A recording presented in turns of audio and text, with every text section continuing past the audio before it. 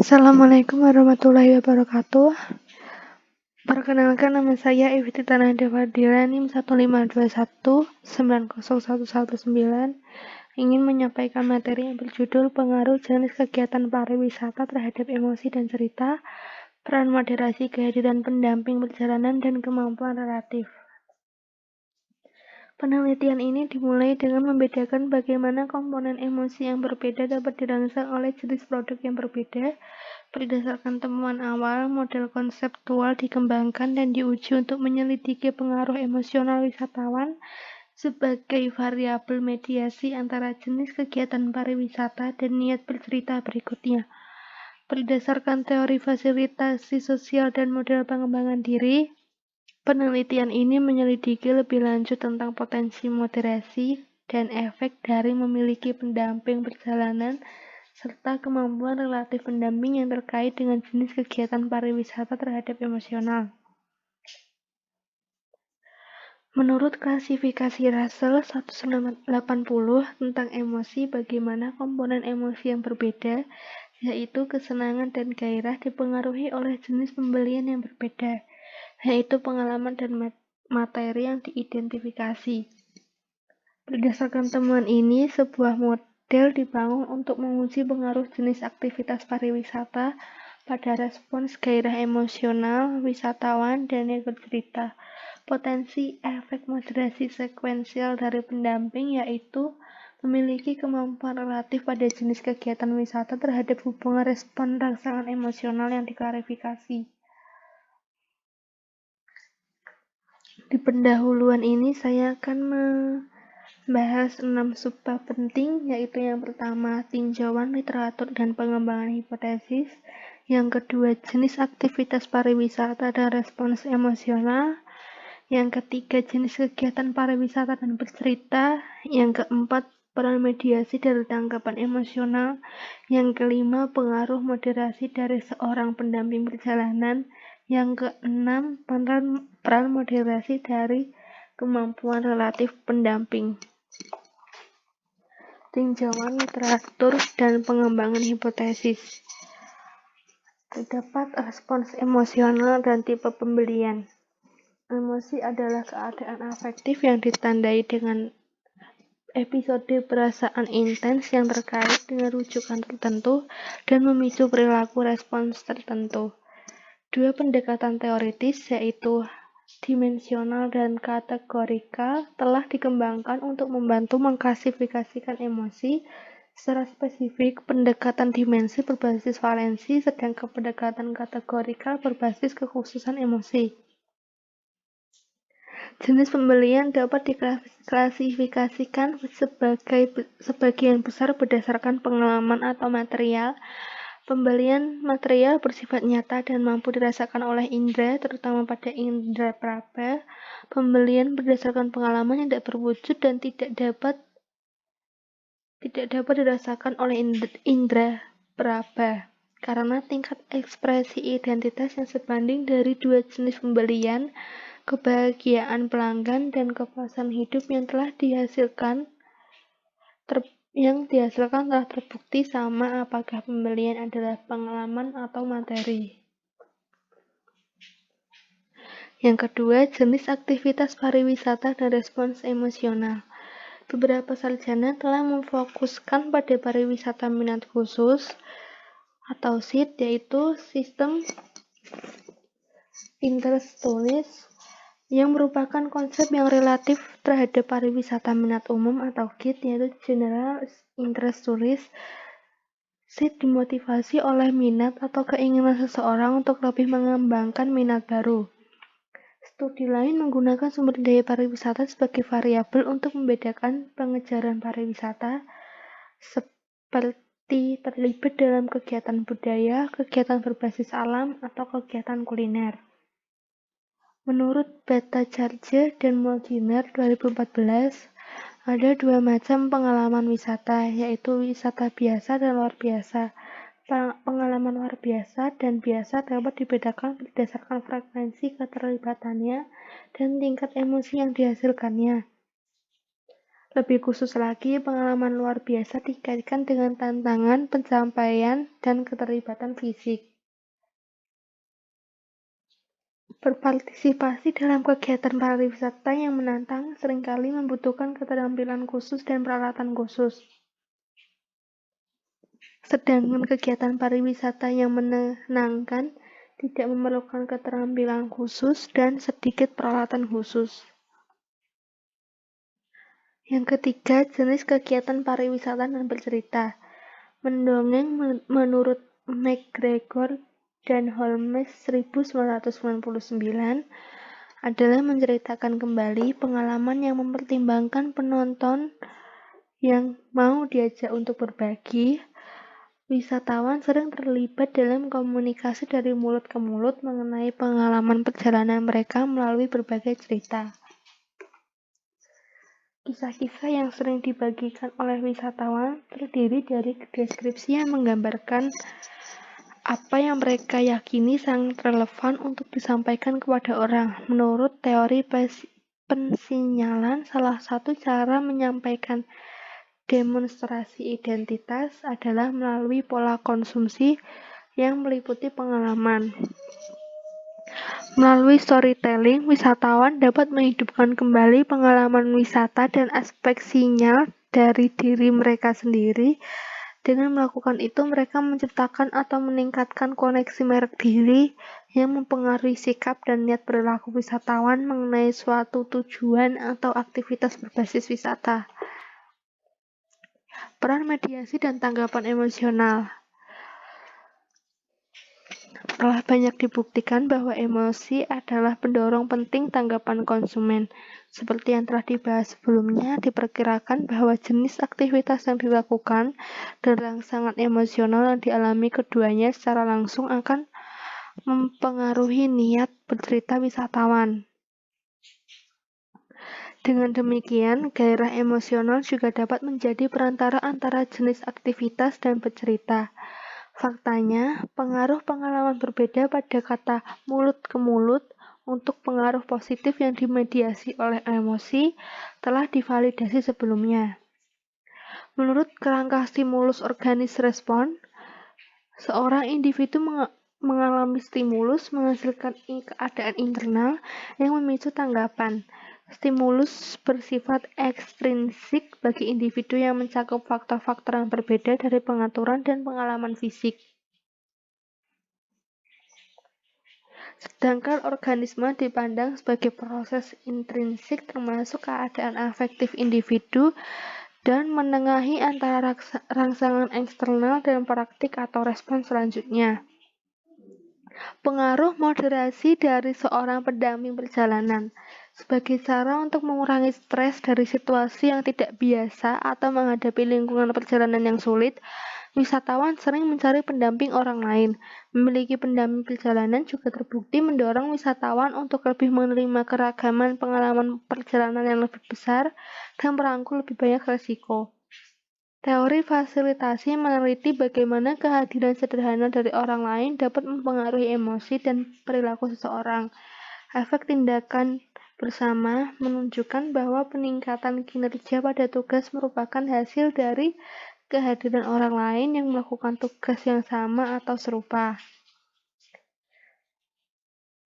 Inti dari pengalaman ini adalah untuk mendapatkan pelepasan psikologis dari pekerjaan seseorang dan jadwal sosial yang berulang.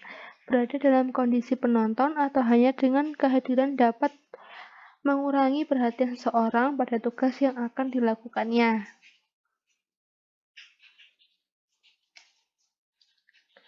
Peran moderasi dari kemampuan relatif pendamping.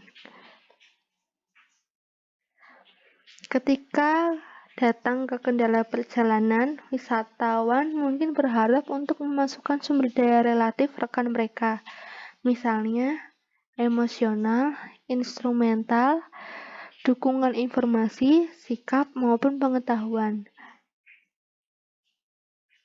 di dalam diri untuk mencapai tujuan yang terkait dengan aktivitas perjalanan. Dengan demikian, kemampuan pendamping dapat menjadi keterampilan diri yang dirasakan dan membantu mengatasi kendala perjalanan tertentu. Hipotesis yang digunakan. Hipotesis 1A, pembelian berdasarkan pengalaman akan memiliki efek positif yang lebih kuat pada emosional apabila dibandingkan dengan pembelian materi. Hipotesis 1B,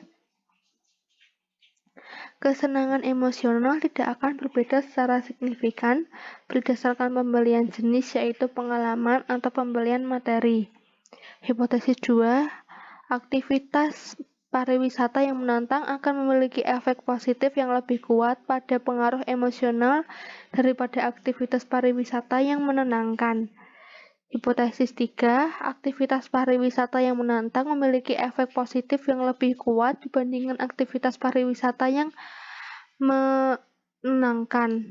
Padahal penceritaan. Hipotesis 4, efek utama dari jenis aktivitas pariwisata yaitu menantang atau santai pada niat bercerita seorang turis yang dimediasi oleh emosional. Hipotesis 5, kehadiran pendamping wisata memoderasi pengaruh jenis kegiatan pariwisata terhadap pengaruh emosional. Hipotesis 5A, di hadapan pendamping turis, pariwisata yang menantang aktivitas akan memiliki efek yang jauh lebih besar terhadap pengaruh emosional dibandingkan aktivitas pariwisata yang menenangkan. Hipotesis 5B, dengan tidak adanya pendamping wisata, tidak akan ada signifikan perbedaan yang dalam terhadap pengaruh emosional berdasarkan jenis aktivitas. Hipotesis 6, kemampuan relatif pendamping perjalanan memoderasi pengaruh pariwisata, jenis aktivitas pariwisata pada gairah emosional. Hipotesis 6A, kemampuan relatif pendamping perjalanan yang lebih besar memiliki signifikan efek positif pada emosional untuk aktivitas pariwisata yang menantang. Hipotesis 6B, kemampuan relatif pendamping perjalanan sebanding positif oleh berpengaruh signifikan terhadap pengaruh emosional untuk kegiatan wisata yang menantang. Hipotesis 6C, kemampuan relatif pendamping perjalanan yang lebih rendah tidak berpengaruh signifikan terhadap emosional dengan jenis kegiatan pariwisata tertentu. Tinjauan studi mengontrol variabel eksternal dan yang tidak penting dapat menghasilkan kualitas metodis yang tinggi. 4 basis skenario survei yang dilakukan untuk menyelidiki hipotesis yang dikembangkan, yaitu studi 1 adalah eksperimen pendahuluan yang menguji apakah jenis pembelian materi dan pengalaman akan memiliki efek berbeda pada respons emosional. Dalam hal ini, kita dapat memurnikan emosi unik yang dirangsang oleh pengalaman pembelian dieksplorasi dalam 3 studi tambahan, yaitu studi kedua meneliti hubungan antara pariwisata jenis kegiatan pariwisata, gairah emosional, respon, dan niat mendongeng. Studi 3 yaitu mengkaji syarat batas teman seperjalanan tentang pengaruh jenis aktivitas wisata terhadap gairah emosional yang diteliti lebih lanjut pada studi selanjutnya. Studi 4 menyelidiki kondisi batas relatif pendamping perjalanan pada kemampuan pengaruh jenis kegiatan pariwisata pada gairah emosional. Studi 1, jenis pembelian dan respons emosional. Studi 1 ini meneliti perbedaan potensial dalam emosi yang dialami saat membeli barang fisik relatif seimbang terhadap suatu pengalaman. Seperti yang telah dibahas sebelumnya, diperkirakan bahwa gairah emosional akan lebih signifikan positif untuk pembelian berdasarkan pengalaman. Studi 1 ini memanfaatkan mahasiswa sarjana sebagai subjek karena dua alasan. Yang pertama, homogenitas. Kelompok mahasiswa membantu memastikan validitas internal penelitian. Yang kedua, mahasiswa sarjana sebelumnya telah digunakan sebagai subjek dalam situasi yang bereksperimen fokus pada pembelian materi dan pengalaman. Subjek penelitian adalah perempuan 82,8% dengan mayoritas 93,5% berusia 18-25 tahun. Sedangkan umur 26-35 tahun ke atas 6,5%. Selama percobaan, setiap siswa secara acak ditugaskan ke salah satu dari dua skenario yang berbeda. Pembelian berdasarkan pengalaman atau pembelian berdasarkan barang fisik. Hasil dari studi 1 ini membenarkan adanya pernyataan pada hipotesis 1. Studi 2. Kegiatan pariwisata dan bercerita. Dalam studi ini, kami menyelidiki lebih lanjut tentang hubungan emosional dengan aktivitas pariwisata dan cerita yang dihasilkan dengan menggunakan desain satu faktor antara subjek aktivitas pariwisata yang menantang versus aktivitas pariwisata yang santai.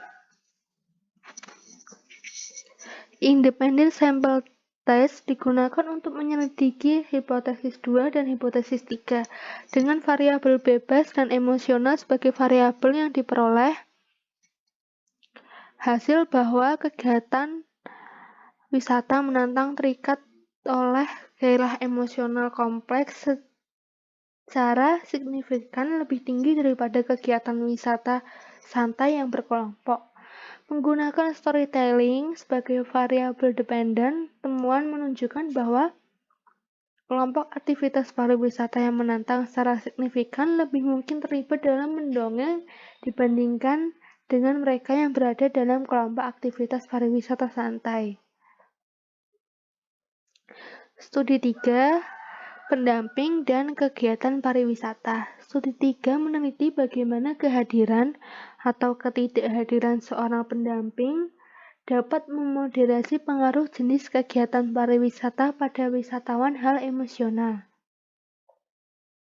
Dalam hal emosional, dengan aktivitas wisata dan pendamping yang berperan sebagai variabel bebas dan pengaruh emosional sebagai variabel yang digunakan untuk menguji hipotesis 5, terikat hipotesis 5A dan hipotesis 5B. Interaksi yang mengidentifikasi statistik secara signifikan. Dengan demikian, hipotesis 5 didukung. Independent uji tes sampel digunakan untuk mengkonfirmasi arah efek moderasi. Dengan adanya kondisi pendamping, maka wisata menentukan pengaruh emosional kelompok kegiatan secara signifikan lebih besar dibandingkan dengan kelompok wisata santai. Dalam kondisi tanpa pendamping, terdapat perbedaan yang signifikan antara wisata yang menantang dan santai. Jadi kesimpulannya, hipotesis 5A dan hipotesis 5B didukung.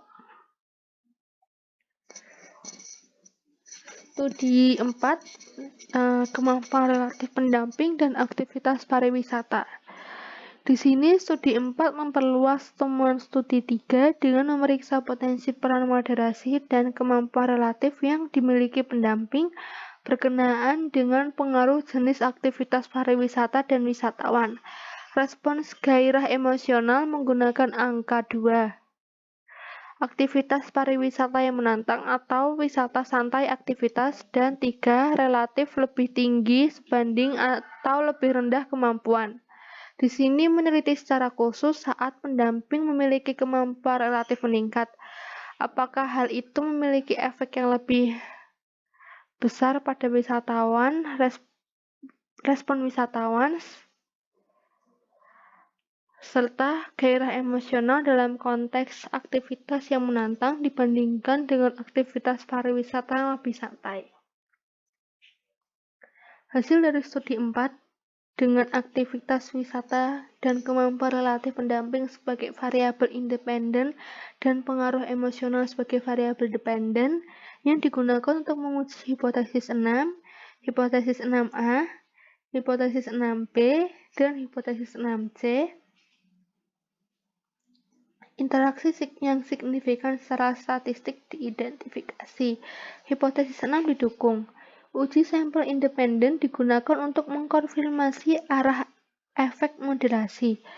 Kemampuan relatif pendamping yang lebih besar menghasilkan tingkat pengaruh emosional yang dilaporkan secara signifikan lebih besar untuk aktivitas wisata yang menantang dibandingkan dengan aktivitas pariwisata yang lebih tenang. Yang ketiga di sini ada diskusi dan implikasi. Dalam temuan studi 1 menunjukkan bahwa pembelian berdasarkan pengalaman seperti pariwisata dapat mengakibatkan peningkatan emosional jika dibandingkan dengan pembelian barang fisik. Berdasarkan temuan ini, jenis pengalaman pariwisata kemudian diselidiki untuk lebih memahami hubungan emosional yang terikat dengan berbagai jenis kegiatan pariwisata. Kemudian hasil penelitian 2 menunjukkan bahwa ada hubungan antara jenis hasil kegiatan pariwisata yang dilakukan dengan menghasilkan respons rangsangan emosional secara khusus. Di situ terdapat efek positif pada pariwisata yang menantang daripada aktivitas pariwisata yang menenangkan. Hasil studi 3 dapat diringkas seperti saat berwisata dengan pendamping, efek emosional untuk menantang aktivitas wisata yang masih ada, namun saat berwisata sendirian, efek ini berkurang. Untuk memahami lebih lanjut dampak berpergian dengan rekan, kemampuan relatif dari seseorang rekan perjalanan dipertimbangkan dalam studi 4. Di studi 4 ini, penemu menyarankan ketika seorang rekan perjalanan yang diakui memiliki kemampuan relatif yang lebih besar daripada atau sebanding dengan kemampuan sendiri, efek emosional dari aktivitas pariwisata yang menantang masih ada. Ketika kemampuan yang dirasakan oleh rekan perjalanan lebih rendah daripada kemampuannya, efek ini menjadi lemah. Diskusi dan implikasi di sini akan membahas tentang 3 subbab, yaitu yang pertama kontribusi teoritis, yang kedua implikasi manajerial, yang ketiga batasan penelitian dan arah penelitian di masa depan. Kontribusi teoritis. Studi sebelumnya secara empiris mendukung bahwa pengalaman membuat orang lebih bahagia atau gagal mengidentifikasi perbedaan respon emosional berdasarkan jenis pembelian. Studi ini menghubungkan wisatawan dengan teman mereka melalui sumber daya yang mereka miliki. Sumber daya tersebut dapat berfungsi sebagai kondisi batas yang memberikan kontribusi teoritis pada literatur dengan tambahan pemahaman kita tentang pendamping perjalanan, pengaruh kemampuan relatif dalam pariwisata secara keseluruhan. Lebih khusus lagi, hal ini meningkatkan pemahaman kita tentang mekanisme pengaruh jenis kegiatan pariwisata terhadap respon emosional wisatawan. Selain itu, studi ini lebih menarik perhatian pada hubungan antara konteks sosial dan respon emosional wisatawan, serta memberikan wawasan baru untuk pemasaran pariwisata. Implikasi manajerial. Temuan penelitian menunjukkan pentingnya memahami pengaruh emosional untuk industri pariwisata. Jenis kegiatan pariwisata tampaknya menjadi prediktor tingkat gairah wisatawan dengan lebih menambahkan kegiatan yang menantang sehingga menghasilkan lebih banyak kemungkinan untuk berbagi pengalaman dengan orang lain. Organisasi Manajemen Destinasi atau DMO Perlu memahami efek ini agar dapat merancang strategi untuk mengatasinya. Secara khusus, DMO memberikan kegiatan intensif untuk mendorong peserta berbagi pengalaman atau mungkin mempromosikan aktivitas ini dengan cara yang menekankan gairah yang lebih besar melalui istilah seperti terstimulasi, bersemangat, atau mengejutkan. DMO dapat memanfaatkan efek fasilitasi sosial dengan yang pertama, merekomendasikan efek aktivitas yang menantang kepada wisatawan non-solo atau bersama-sama. Terus yang kedua, mengembangkan strategi yang bertujuan mendorong wisatawan untuk berpergian dengan pendamping seperti diskon harga. Batasan penelitian dan arah penelitian di masa depan.